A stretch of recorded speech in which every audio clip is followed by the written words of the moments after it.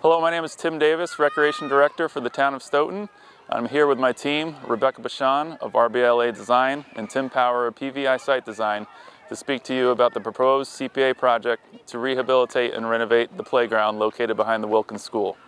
The request for this project is $720,000 and will involve everything from excavation and demolition of the site to the installation of new surfacing and playground equipment. Through this video, you'll be shown the current conditions of our playground, our proposed renovation, and what we are looking to build for our community here in Stoughton. Thank you for your support.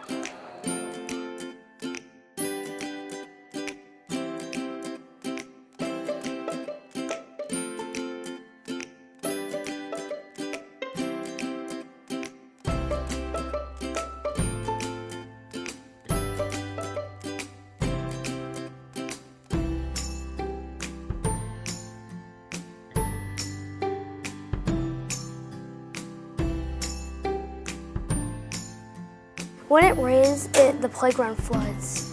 It floods a lot. And if you have like a big thunderstorm, it usually takes like a week and a half for it to dry out. My teacher calls it Lake Wilkins because it's always flooded like a big lake. And when kids really want to play in it now, because it's like getting warmer and like it's time to play in a playground now. So that happens, and then we have to play on the blacktop, and on the blacktop we can't do much things. We just walk around. Usually we play foursquare, just poison ball. We don't have that much as we could do on the playground, and if you're playing like a little game like a pretend family, you can't really pretend you have a home or anything because it's hard to play with and something invisible.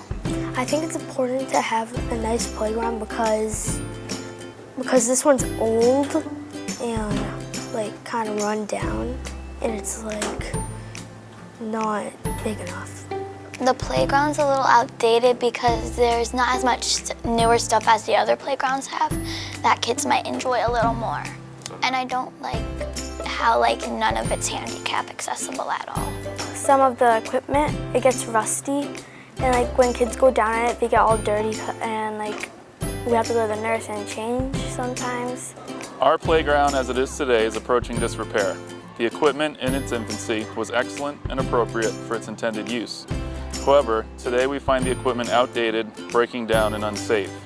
Some elements have already been removed from the playground due to the concern of injury and safety. More noticeably, the playground has a significant issue when it comes to drainage.